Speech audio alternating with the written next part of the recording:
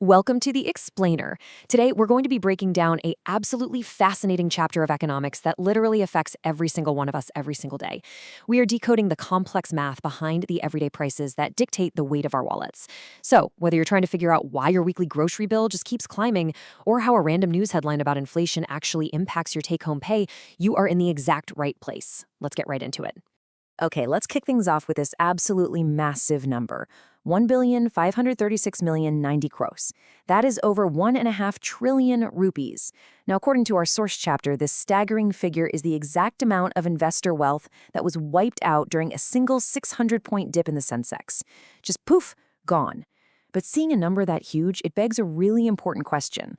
How do economists and governments actually measure these colossal shifts in value? Well, for this explainer, I want you to put on your detective hat. We're going to solve the ultimate mystery of disappearing purchasing power, and we'll learn exactly how the pros track these giant global economic shifts. Here is our roadmap for today. We'll start with making sense of prices, then define what index numbers actually are. After that, we'll look at how to build an index, check out some major real-world indices, discuss the challenges in constructing them, and finally wrap up with why all of this matters to you today. All right, let's jump into Section 1, Making Sense of Prices, the Shrinking Wallet. You've probably noticed that coming home from the market lately feels a bit bewildering. Some items are way costier. A few might be slightly cheaper, but overall, it feels like your wages just aren't stretching as far as they used to. And the idea of the shopping basket brilliantly illustrates this core issue. As a consumer, your money is the exact same, but the basket of goods you can actually buy with it is getting smaller and smaller. Since individual prices are jumping around at completely different rates, tracking every single item by hand is just impossible. We need a single figure to summarize the whole shebang. Which brings us to Section 2. What are index numbers? The statistical solution. Index numbers are the real heroes of our economic story. They're these clever statistical tools that cut through the daily noise of millions of fluctuating prices. The absolutely crucial point is right here. An index number takes a messy, chaotic reality and scales it down to a simple, easy-to-understand proportion.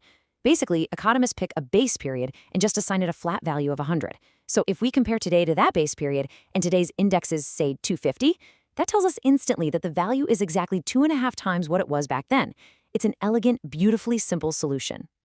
Moving right along to Section 3, How to Build an Index. Under the hood. Let's actually look at how one of these is built. What we have here is a simple, unweighted aggregative price index.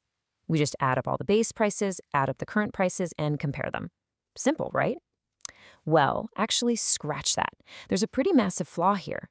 It treats all items as if they're equally important. In the real world, a 50% jump in the price of a tiny, everyday expense, like a matchbox, should not carry the same weight as a 50% jump in your monthly rent. We desperately need a way to reflect how relatively important different items are to our actual lives. To fix this, economists introduce weights, and we have two heavy weights of index formulas to get the job done. First, we have Laspaire's price index. This one solves the problem by taking a very specific basket of commodities from the past, our base period, and weighing current prices against that old basket. Then we have Pasha's price index, which flips it. It uses the exact quantities we are consuming right now in the current period as the weights. Both formulas are incredibly clever ways to solve the weighting problem by pegging the math to a realistic basket of goods. Let's step out of the theory and into Section 4, Major Real-World Indices Driving the Economy. Now that we understand the math behind the scenes, let's look at the actual numbers driving national policy. This is the Consumer Price Index, or CPI. Notice that absolutely massive slice for food and beverages? It's nearly 46%.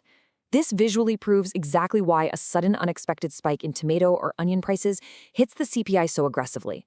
For the average consumer, food takes up a huge proportion of their overall spending, so naturally it carries the most weight in this specific index. But now contrast that retail index directly with the Wholesale Price Index, the WPI. The WPI tracks prices at the wholesale level, before things hit the stores, and it's heavily used to measure broad headline inflation. Look at the weights here, though. Manufactured products make up a whopping 64.23%. So what does that mean? It means national wholesale inflation is mostly dictated by manufactured goods from factories, rather than the vegetables sitting on your dinner plate. It just goes to show how different indices are built for completely different economic purposes. And hey, we really can't talk about indices without moving over to the stock market. Represented here by the iconic Bombay Stock Exchange building is the Sensex. The Sensex is the benchmark index that tracks 30 major, highly traded stocks across 13 completely different sectors of the economy. When this specific index rises, it acts like a giant beacon, instantly signaling growing investor confidence and a generally healthy economic outlook. All right, on to Section 5, Challenges in Construction, Getting It Right. Creating these numbers and keeping them accurate over decades is a seriously complex job. Statisticians have to constantly clarify the purpose, select a perfectly representative basket of goods, and most importantly, pick a normal recent base year. That last part is absolutely vital. I mean, think about it. Comparing the prices we pay today to the year 1960 is pretty much useless. Our consumption habits have totally transformed. We're paying for cell phones and high-speed internet bills now, things that literally didn't exist back then. That is exactly why the base year has to be routinely updated to make sure the data stays highly reliable. Let's bring it all home with Section 6. Why this matters today. Your purchasing power. We need to tie all of this mathematical theory directly back to the most important thing, your wallet. Check out this genuinely shocking number from our source chapter, 0.19. Because of the steady, relentless march of inflation tracked by the CPI, a 100 rupee note from the base year of 1982 was worth just 19 paise, a tiny, tiny fraction of a single rupee in equivalent purchasing power by January 2005. That's wild, right? Your money physically looks the same, but its actual power to buy things shrinks drastically as time goes on. And that is exactly where this crucial formula comes into play. Your real wage equals your money wage divided by the cost of living index multiplied by 100. Let's break that down. If the CPI jumps to 150, that means the cost of living has officially risen by 50%. So your salary needs a 50% bump just for you to break even with where you were before. This math proves exactly why workers and unions rely on these very indices to negotiate fair, higher wages with their employers. So, I'm going to leave you with a quick, provocative thought exercise. If your base year salary was, let's say, 4,000 rupees, and the current CPI is sitting at 400, how much must you earn today just to maintain that exact same standard of living? I highly encourage you to do the math. Hint, it involves multiplying by 4, and maybe even try calculating your own personal inflation rate based on your family's unique everyday basket of goods. Thanks so much for joining me for this explainer, and remember to always keep questioning the numbers behind your wallet.